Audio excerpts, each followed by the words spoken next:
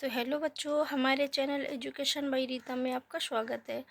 तो बच्चों, हम 6th क्लास की हिंदी की बुक मंजरी का चैप्टर नंबर 12 पढ़ेंगे, साप्ताहिक धमाका,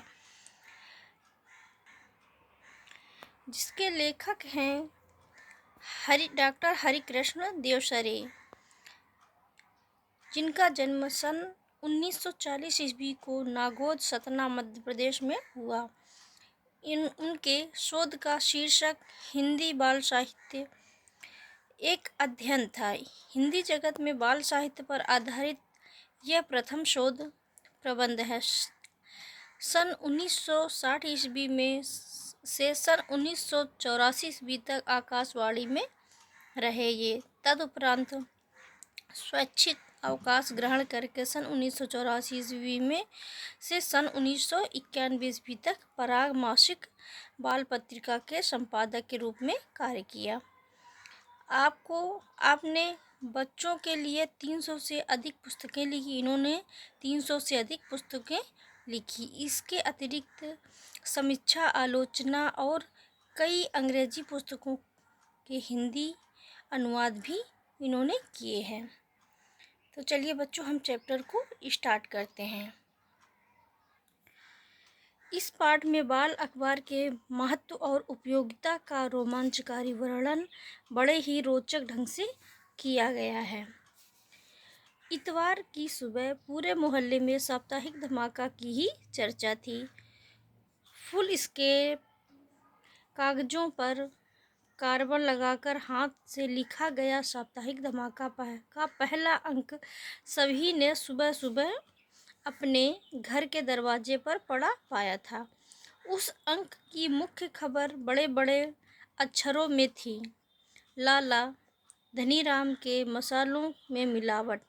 फिर छोटे अक्षरों में पूरा विवरण दिया गया था।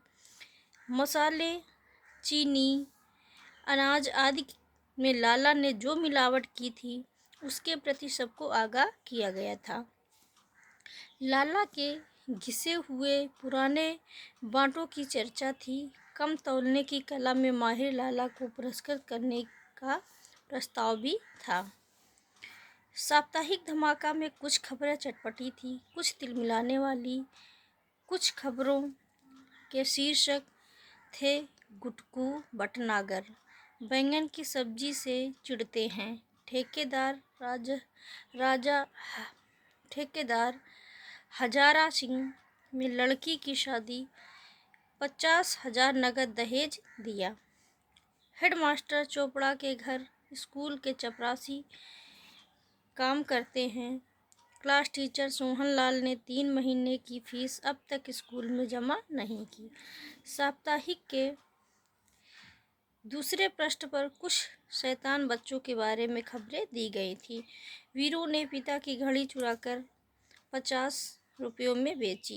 राजेश का सफ़ेद कुत्ता चोरी हो गया। दीनू और रमेश ने स्कूल से भागकर पिक्चर देखी। अखबार के अंत में अगले अंक के मुख्य आकर्षण दिए गए थे।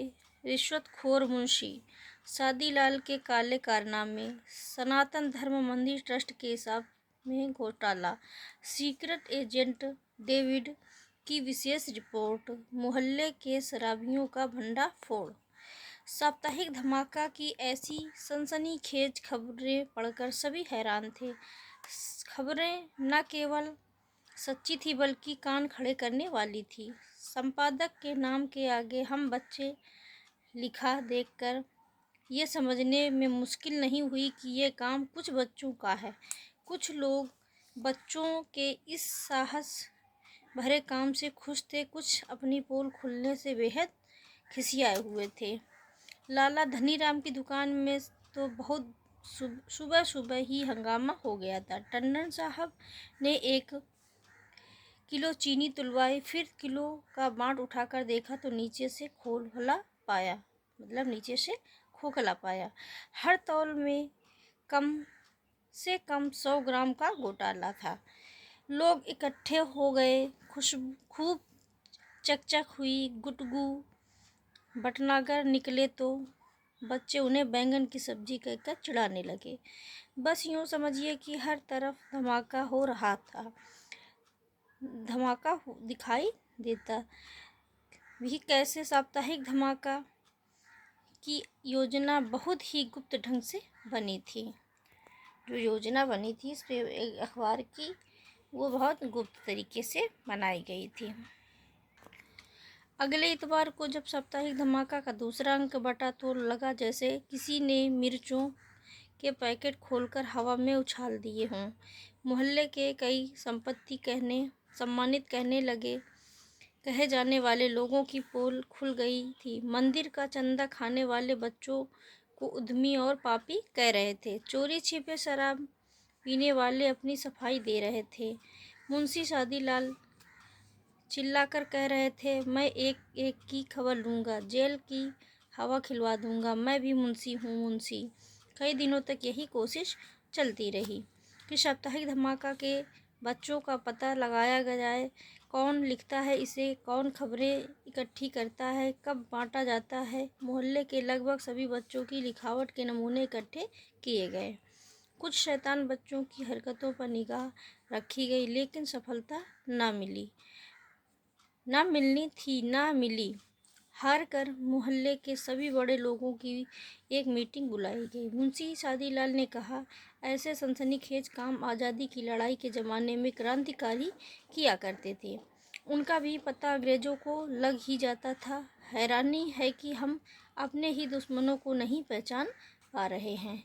इस पर प्रोफेसर माथुर ने कहा, यह काम भी आज़ादी की लड़ाई के दिनों जैसा ही है। आज इस बात की बहुत ज़रूरत है कि जो लोग समाज और विदेशवासियों के दुश्मन हैं उनका भंडाफोड़ किया जाए।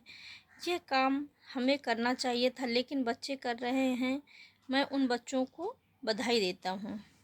फिर तो मीटिंग में बहुत हंगामा हुआ। बिना किसी निर्णय के मीटिंग खत्म हुई। इतवार की सुबह साप्ताहिक धमाका में अन्य खबरों के साथ मीटिंग की रिपोर्ट भी थी।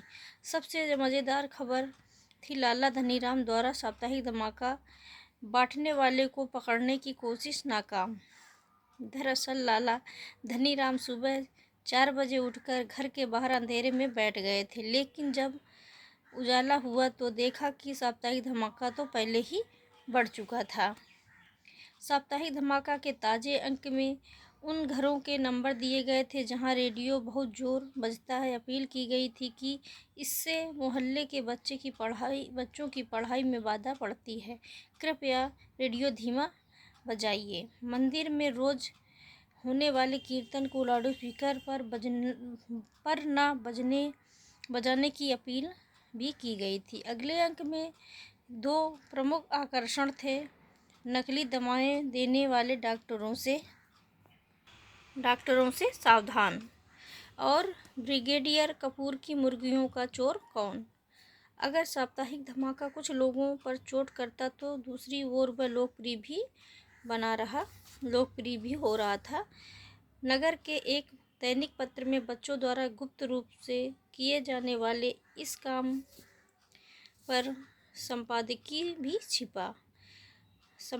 भी छपा। साप्ताहिक धमाका का महत्व तब और बढ़ गया जब कई डॉक्टरों के यहाँ नकली दवाइयाँ पकड़ी गईं। इसके साथ ही ब्रिगेडियर कपूर ने अब्दुल्ला होटल के मालिक की पुलिस में रिपोर्ट की। पुलिस की मार ने अब्दुल्ला से मुर्गियों की चोरी उगलवा ली। धीरे धीरे मोहल्ले में काफ़ी सफाई हो गई। एक दिन अचानक ही घोषणा हुई कि साप्ताहिक धमाका के संपादक बच्चों को पुरस्कार देने के लिए शाम को सभा होगी। सभी लोग उन बच्चों को देखने के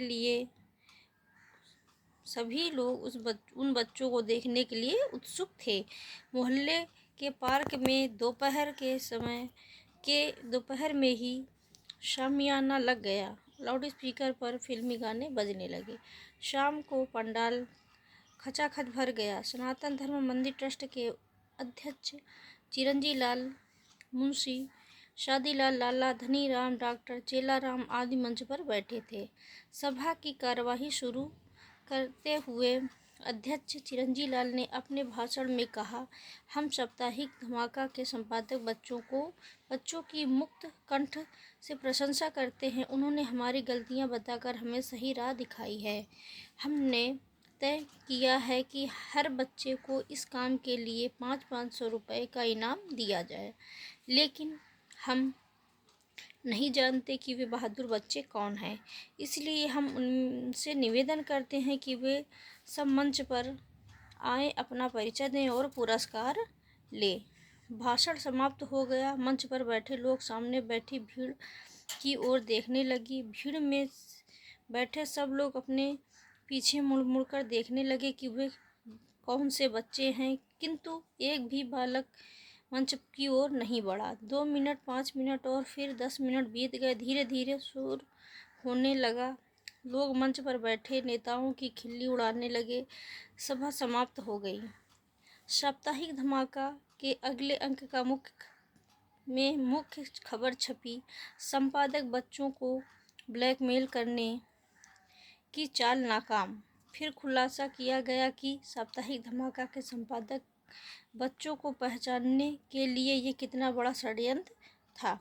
इसके बाद से साप्ताहिक धमाका और भी जोर से धमाका करने लगा। परिणाम यह हुआ कि लोग अपने को घर धीरे धीरे बदलने लगे। रेडियो और भजन कीर्तन वाले लाउड स्पीकरों का स्वर धीमा हो गया। मुंशी सादीलाल भी कहने लगे, अरे भाई, इस वानर सेना से कौन दुश्मनी ले, जो भगवान दे उसी में खुश हूँ। डॉक्टर के यहाँ भी ठीक दवाएं मिलने लगी। साप्ताहिक धमाका अभी बंद नहीं हुआ था। हर इतवार की सुबह उसके अंक बढ़ जाते हैं। अब एक राज की बात सुनो। पिछले दिनों मैंने साप्ताहिक धमाके के संपादक बच्चों से मुलाकात की। उन्हें इस साहसिक और जोखिम भरे काम के लिए बधाई दी। सबसे अधिक प्रशंसा इस बात के लिए की गई कि उन्हें अपनी गोपनीयता बनाए रखी। तुम्हें यह जानकर आश्चर्य होगा कि ये संपादक बच्चे उसी मोहल्ले के हैं। इनकी संख्या चार है। चारों बिल्कुल सहज होकर रहते हैं, लेकिन उनकी तेज निगाह से कोई बात छिप नहीं पाती। पहले अखबार की एक प्रति तैयार की जाती है, फिर 4 प्रतियां, उसके बाद चारों बच्चे मिलकर उसकी ढेर सारी प्रतियां बनाते हैं। जानते हो इनकी लिखावट क्यों नहीं पकड़ में आती? इसलिए कि चारों ने बाएं हाथ से लिखने का भी अच्छा अभ्यास किया है।